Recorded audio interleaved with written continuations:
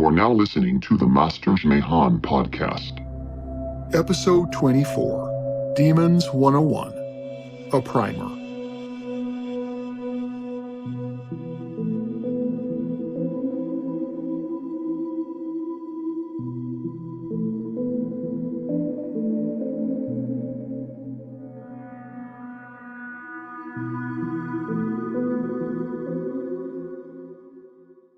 Lucifer, the so-called bringer of light, has many names, the most famous of which is Satan.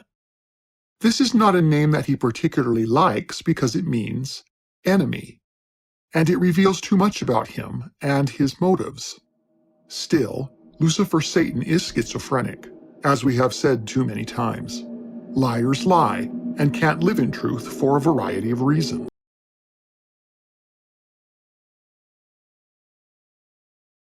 It exists on the spiritual plane, but it is as real for those who inhabit it, as is the physical world that you and I live in here and now. It is nothing like modern religions portray it. If you need a physical example of Lucifer's kingdom, the easiest earthly examples are the Los Angeles International Airport, or XLAX,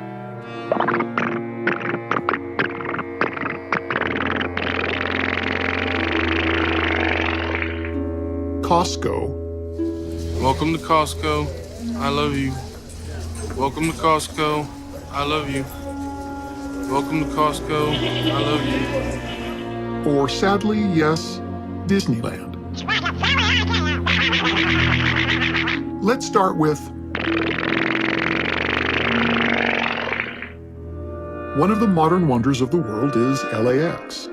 It is both a marvel and a nightmare. Servicing over 100,000 people every single day with so few problems, it is an astounding achievement in efficiency. While it does take some planning, you can fly out of, into, drop off passengers or pick them up surprisingly quickly and in a shockingly effective manner. Yes, there are frustrations and little to no room for error nor individuality. If you follow the system outlined, you will have a successful love-hate experience at LAX.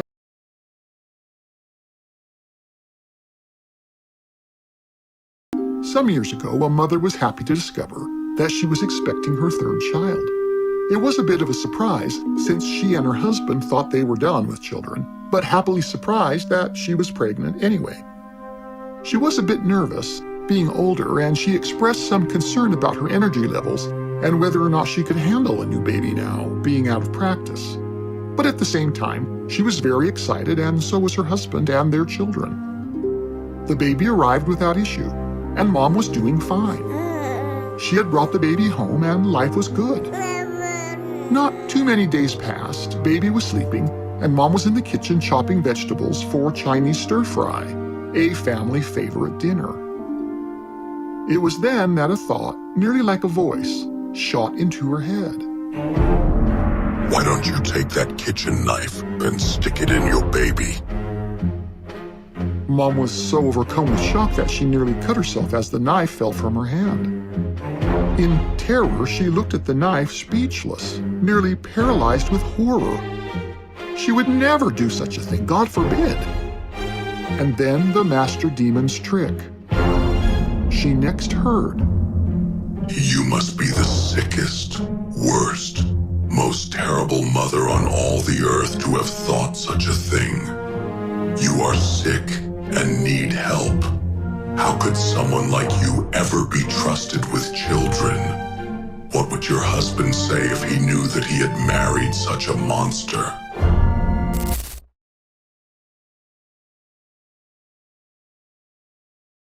Many years ago, a young lost soul, Mike Warnke, joined a coven in Southern California. He so impressed the Illuminati that he was made into a junior group leader, given an assignment to recruit young college students into Satanism.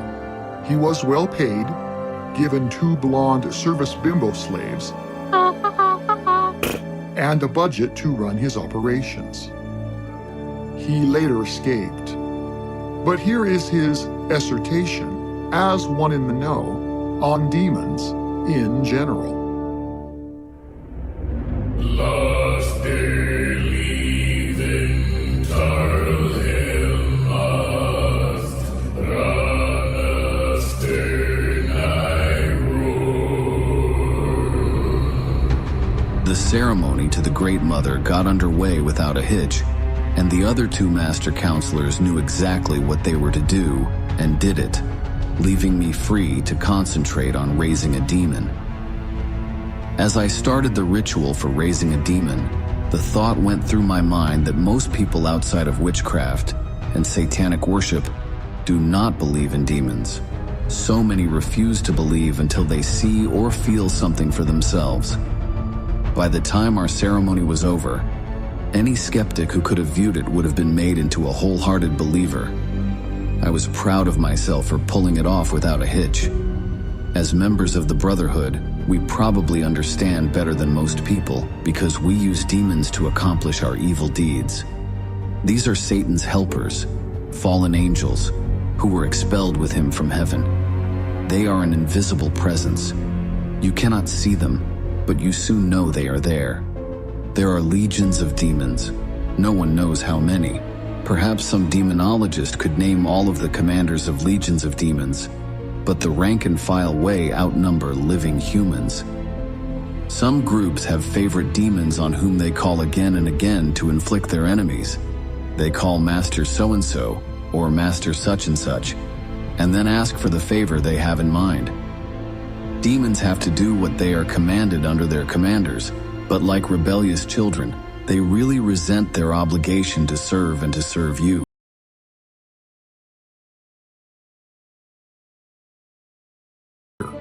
And encourage you to seek out his full experience online. And no, his experience is not unique.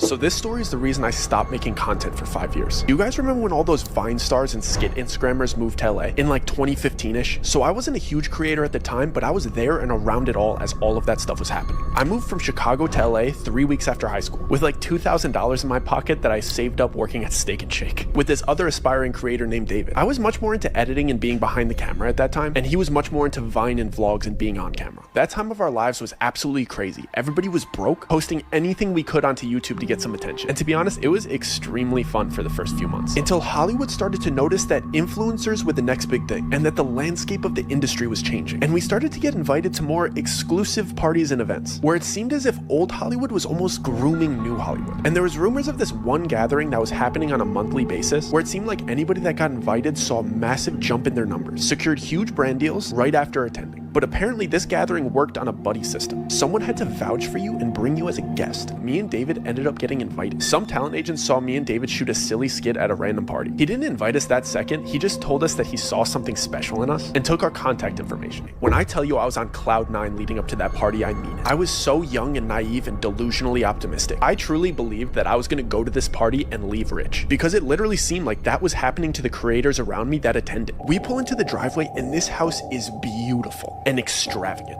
At the door, they take our phones and have us sign an NDA, which isn't uncommon in house parties like this in LA. And they give us a mask and a name tag with funny aliases. My mask looked like a bear and David's looked like a bird. My alias was Stardust, which David got a crack out of, and his was Banshee. We enter what you could call like the lobby of the house, and as we're walking in, the apparent host of the party starts giving a speech. This man is very eccentric and outspoken, and he's got the cadence of a late night show host, and I spot the agent that invited us standing right behind him. The speech was basically just encouraging everybody to have fun and explaining the itinerary of the night. Apparently this was a themed room party, and all of the guests were instructed to move to the next room whenever the grandfather clock chimed. He wrapped up his speech with some cheeky joke, and then one line that still irks me to this day. He said, "Have fun now, our descent starts at midnight."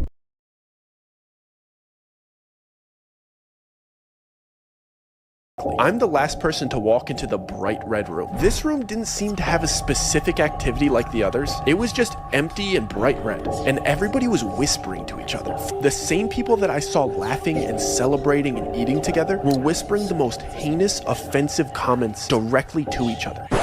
All I see is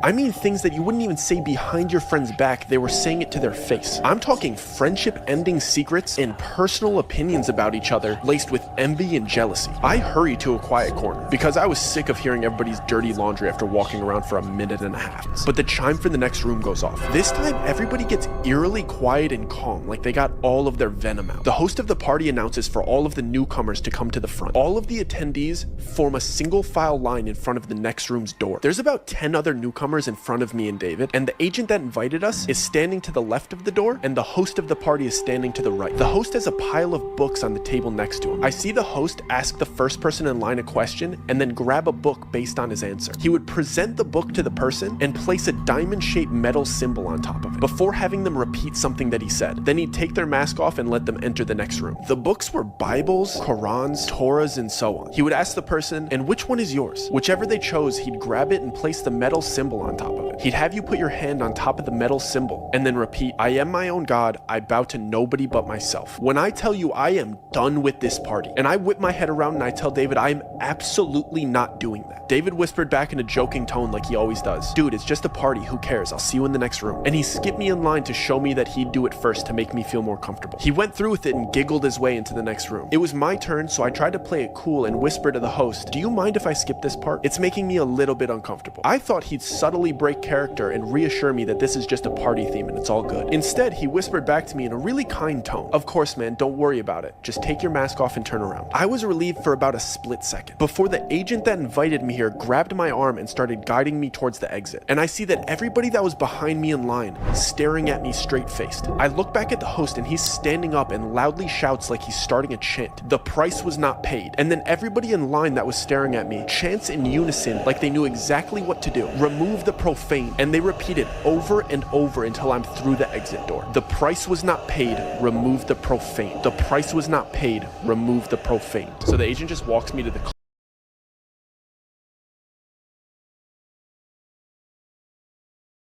If you want some idea what is behind the last door, go and watch Stanley Kubrick's deathbed confessional film, Eyes Wide Shut.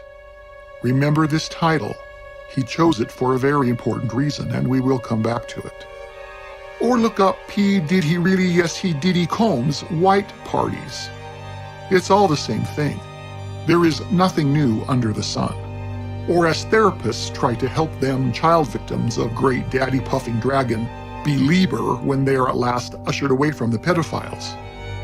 You only have 2 holes that they could have stuck you, and the girls have only 3. You were both in Skull and Bones, the secret society. It's so secret we can't talk about it. What does that mean for America?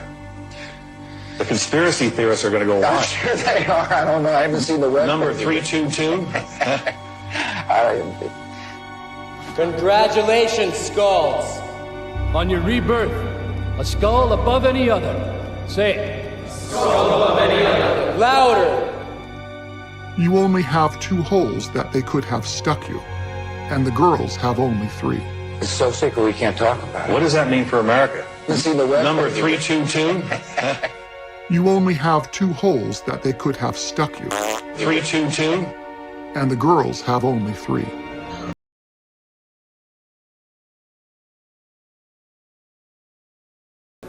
The Bacchic rites have been practiced in the Empire for a long time. Only recently have they infiltrated our holy capital, Rome herself. While they were small, we didn't pay them much mind. But since their members have grown, they have become more bold. I know that many of you know this by increasing crime in our streets and by the rumors and invitations given to your youths to participate in their evils. If not by that, then you have heard the banging and howling increasing among us in the night's darkness of our streets. I know that some of you ignorantly believe you are hearing some innocent worship or a game of sport or relaxation. But either way, that it involves so few of our citizens as to be any real concern for you. The truth is that it is being done now by many thousands among us, and our traditional way of life is in great danger. I do, however, hope to lower any panic by telling you who these people are and what they believe.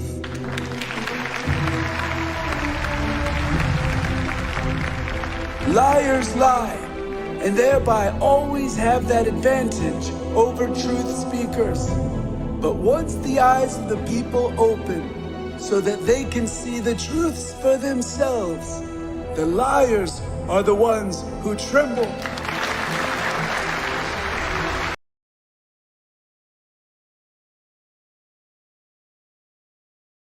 Just how is it that these men, women, she-males, big Mike L's, witches, popes, priests, senators, musicians, peons, morons, actors, witches, kings, pedophiles, presidents, trannies, boy toys, wizards, and etc., have been able to communicate so effectively with Lucifer, visit hell or Hades, and come back with their brilliant but world-altering plans to change the world, start the UN, invent modern fiat banking, convince others that abortion isn't murder, form a company like PayPal or FedEx, rig an election, invent a pyramid scheme, and basically so effectively destroy our common understanding of humanity and our promised Christ before the day of universal reckoning. Like all Luciferian secrets, it's really not that clever and rather obvious once you understand it. In short, all of these initiates have allowed a doctor in the know to murder them in a controlled setting, and then at the last possible moment, medically revive them before permanent brain damage sets in. Of course, we needn't make the joke, but that's Costco's way of saying that now we will make the joke. We hold these truths to be self-evident. That it is highly likely that some of them were revived too late. All men and women created by you know the thing. Once these are dead, they are taken by their assigned demon into the great palace of Lucifer, where they can make their case, plead their cause, make their promises, and pledge him their soul in exchange for anything: money, fame, or power. Okay, if this sounds too much like a Hollywood movie, Today's a good day to die. Flatline. 30 seconds to go. Can you recall any specific emotion or sensation? No, but there's something out there.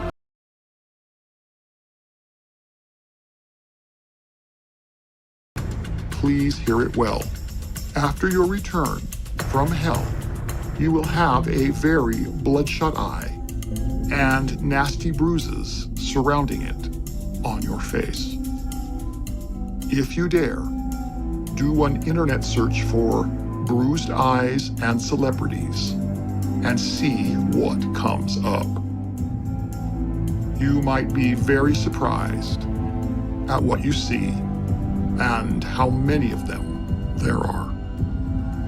You might remember that before our worldwide pandemic, hundreds of Hollywood, politicians, and Vatican types were all suddenly showing up online with this very mark.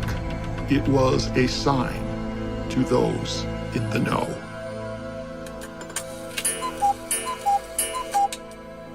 Sure, each will have a logical explanation. At the Kaufman Institute for Coincidence, we understand that coincidence is now the leading cause of death. At Kaufman, we specialize in the effects and leave the causes to the conspiracy theorists. And let's be honest, we know the cause anyway. It was a coincidence, right? The code that is used in the occult when talking about this ranges from being one eye blind to eyes wide shut. This is lingo for saying that now one has seen what the masses have not and will forever see the reality of two worlds.